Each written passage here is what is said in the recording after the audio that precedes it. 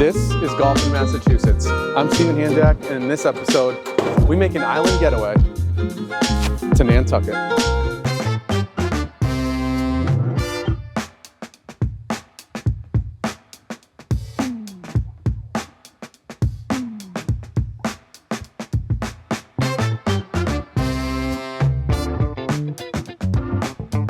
Camera rolling. Sandy. Thank you. When I hear Nantucket, I work here, I think of golf. Now, I think what I think of is like a little secret getaway. Like I've got dreams and aspirations of finding a babysitter for my kids and being like, Heather, let's go have a day over on Nantucket. Let's go experience it.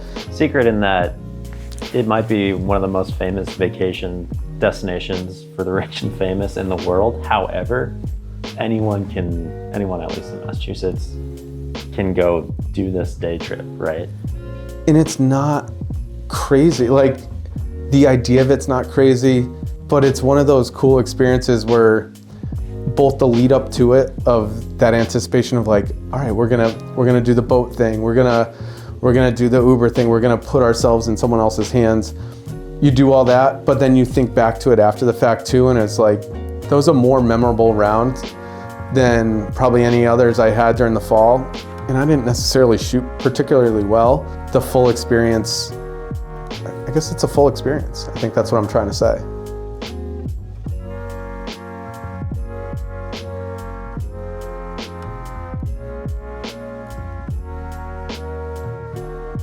I'm Zach Lindsay, Nantucket local, not native. I'm a wash ashore. Natives are born on Nantucket. So Zach, we played high school hockey together. He's a few years older than me. We were line mates in hockey. He was phenomenal. He went on, as he'll tell you, he went on to play in college and pro. But that's where our friendship really started. How long have you had the restaurant, since you came back? Or? So my wife's parents started it in '91. When after college, I played a year in minor league hockey. Then my wife was supposed to, I don't even think we were engaged. Yeah, we weren't even engaged then.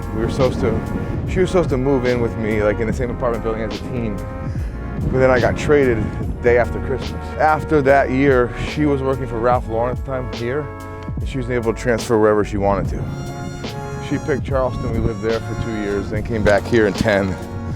First year I came back, I was bartending at the Brotherhood. Her dad used to own that. Since changed hands, they sold it after COVID. But then after that year, so 2010 summer, I was there, been there full time.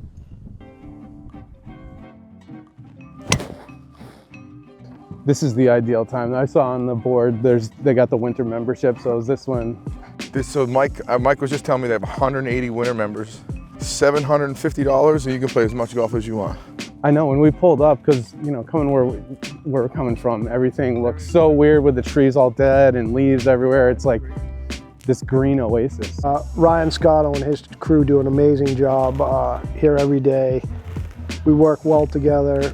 They take a lot of pride in the golf course, and it shows, so yeah. It's nice. Sit.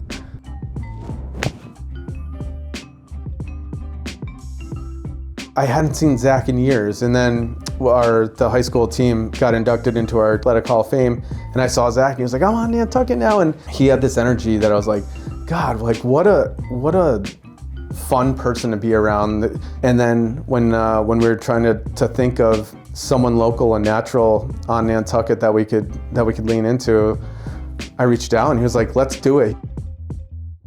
People like Zach are people you want to be around, and it was a pleasure. And I think he was perfect because even though, as he said, he's not a native of Nantucket, he's so tied into the community there, and I don't think anything could have spoken more strongly about that than the story he told us only on the second hole. That was, really difficult to hear, but kind of a testament to what golf can do, which is give people an opportunity to connect and talk about these things.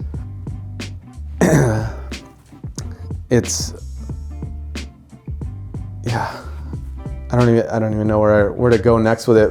Yes, we moved back here in 10. We got married in 11. And April, I forget the date, I want to say it was April 17th, 2012. Carrie's mom's leaving the restaurant, riding her bike home. They live like less than a mile from the restaurant. And she gets hit from behind by a drunk driver. So at this point, like we were waiting for our housing to open up. So we were living in one of like the staff houses we have in Tom Nevers. And like we were all like, I remember being at the restaurant. Carrie was on the bar out to the front door, and like our friend who's a police officer called. They live across the street, like Zach, Robin was hit by a car. Like Carrie panicked, goes to the restaurant, didn't know what was going on. Find out she has to get medevaced off. Carrie goes with her mom in the helicopter. And when she gets to, they went to Boston Medical because it was more of a trauma center than the Mass General. And then find out she has to have like her left side of her skull removed, have to have emergency brain surgery, all this stuff. Then she's in the intensive, it's like a more intense than that intensive care. It's like a super ICU or whatever. And everybody in there is looking for a miracle to happen. Within 6 weeks, she's moved to Spalding Rehab. And then when she's in there, Carrie's like, Mom, when you get out, why don't we run the Boston Marathon together? Saying her older sister, Adrian, and then her mom. So 14, they run the Boston Marathon after the bombing.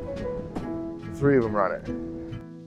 So she came through. Oh, 90% recovered. She ended up having had her fake skull put on. She had to wear a helmet forever. Brain was almost back to normal. She was back in the restaurant doing things but she ran with a broken pelvis in 14. She was a tough lady, like tough as nails, the best human. Then, so that was 14. That winter of 15, we do a bunch of traveling with them. We go to the Walter Reed Medical Center, meet a bunch of like wounded warriors and stuff. She really connects with them because of her recovery. Yeah. And then Super Bowl Sunday 15, that's the Pat Seahawks game. Yeah. She gets hit again by a car training for her second marathon and killed.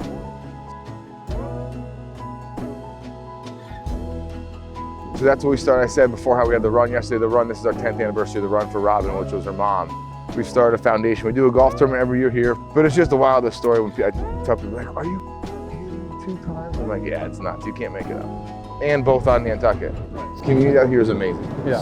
Like yesterday for the run, I think they had over 800 people on a November Sunday to come out and run. Just the things like if anything happens, like if there's ever anything where someone gets hurt, someone gets sick, the community rallies around it.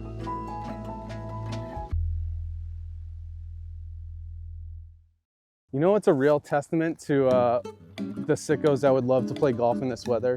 When you get to the pro shop, their first question, you're not gonna take 4 hours out there, are you? It's such a refreshing question. Do it, do it. Oh, you got robbed. Oh my God. It's hard to ignore that there's not a ton of sandy soil seaside links in this country at all. And this isn't a pure links golf course, but a lot of times it's pretty close, and that's pretty special, especially on the public side. And then you start getting introduced here and there, not the whole course, but to the bunkers creeping up to the very edge of the green, but that perfectly shaved down fairway cut right up against it. It's such a visual experience that I don't often get, and it's so cool. This is one of the harder greens out here. Especially if the pin's like in here, because it'll always break towards the farm. But it's like the slope's this way, so it's like, how's it gonna break that way? Yeah. Thanks for waiting for after the putt, just for that info.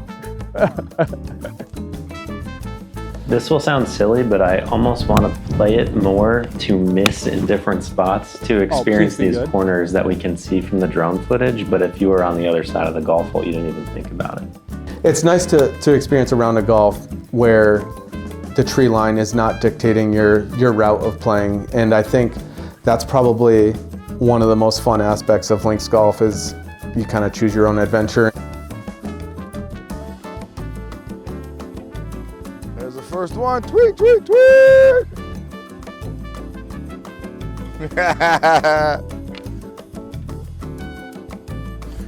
mean, like the people that I get to meet is mind blowing. It's great. Like Ryan Whitney, close friend of mine. Oh, really? Yeah. Played with him at Sankey this year, and then after, like, texted me like a week later, like basically like, wait, like what the dude, you haven't sent me a thank you? Because he's like, hey, have you gotten a package from Barstool yet? I'm like, no. Why? He's like, oh, well, I sent you something. I'm like, dude, you don't need to send me anything. Like, I just took you to play golf. It cost me nothing. He sent then Carrie a week later because Portnoy comes into the restaurant. Carrie a week later is like, what did you say to Portnoy? I'm like, why? She's like, you have a giant box of stuff. I'm like, oh, it's from Whit. And it's all like just all swag from Barstool. Come on, get Rich on camera a little bit, will you? Get him making this. Bang! Nice putt. Great roll, buddy. See?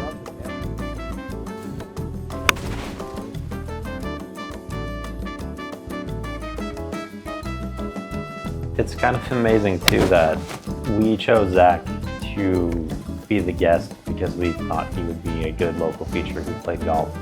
And we had separately chosen this golf course. No idea that like he plays there all the time. He's buddies with the head pro, and they host an annual tournament or outing there in Robin's memory. It's all just so interconnected. It seemed like every time we did 2 for 2. every time we made an effort Back-to-back for birds. this episode, things just all connected the whole way around. and- So, like you just said, Zach, I think we were trying to adjust and on the fly, and Miacomet was where we ended up playing this round. He was like, "Oh yeah, I was out with Mike yesterday, the head pro at Miacomet." So immediately, like that wall was broken down of the head pro and our subject who, unbeknownst to him, we were reaching out to try and get it all set up. They were on the golf course while I was having that conversation with the pro. So Completely missed that. just another example of how tight knit this community is. And us arrogant mainlanders thinking we're going to introduce these two people. Yeah, they know each other. All right, like, come on.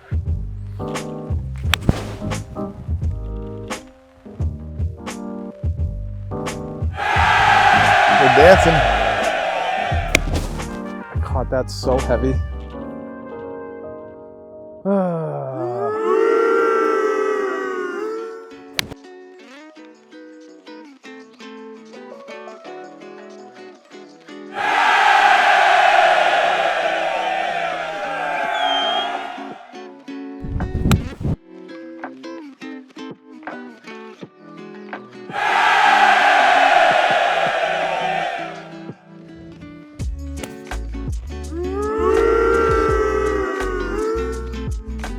The biggest thing that stands out throughout the whole golf course, and I guess throughout the whole round, is the bunkering in the wind. And that's probably true of a lot of island courses or a lot of seaside courses. It may be so, but we need to talk about the bunkering specifically because it's, first of all, it's unbelievable, like the edging on this public golf course that gets a ton of wind. Like how they have these sharp edges on these bunkers and they're not eroded is beyond me. But the shape of them, I've never played a Mackenzie course, but they are so Mackenzie and it's unbelievable. You know what it looks like, and I'll probably get,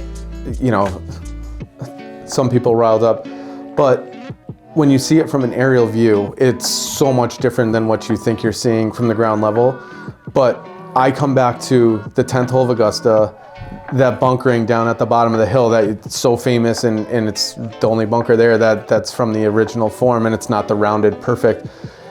That bunker there, it feels like that is all up and down everywhere on this golf course, especially in the areas where the bunkers, or I guess the waste areas, all continue up. It's got that feel, and it's like, yeah, like you said, we don't get to play that often. We have Donald Ross, we've got that locked down up here in Massachusetts, but Mackenzie type stuff, we don't get to experience. And that's one of the really cool things about here is you get a little peek at that. You're like, yeah, you're not playing Augusta National, but you can find a parallel there if you want.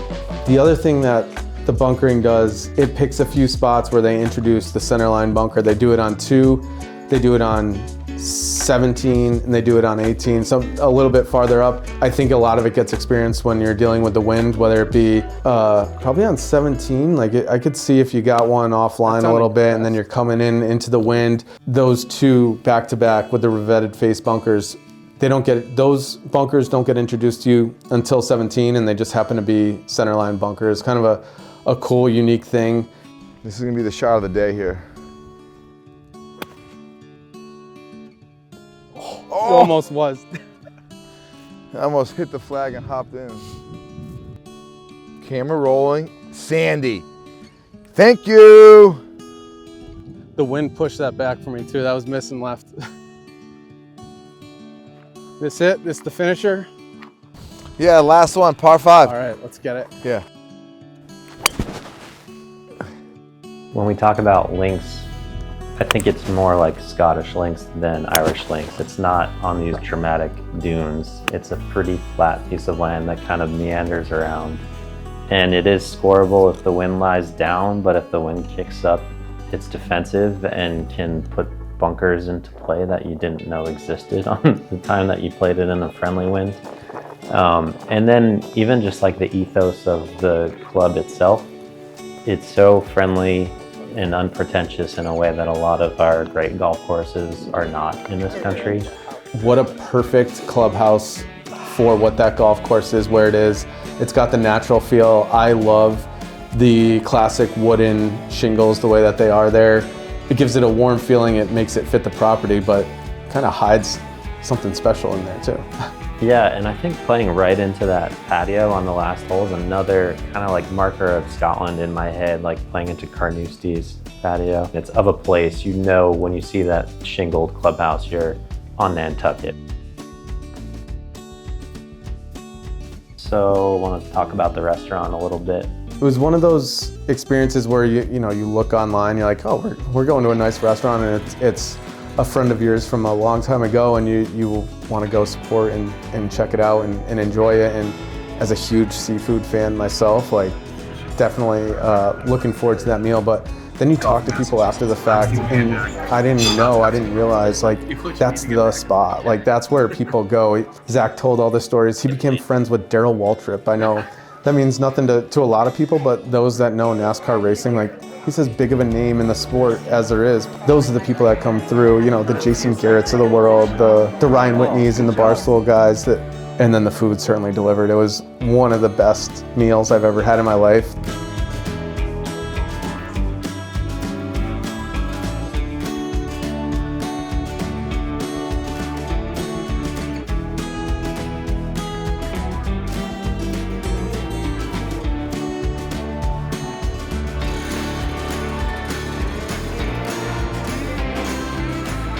Got everything you need, do you think?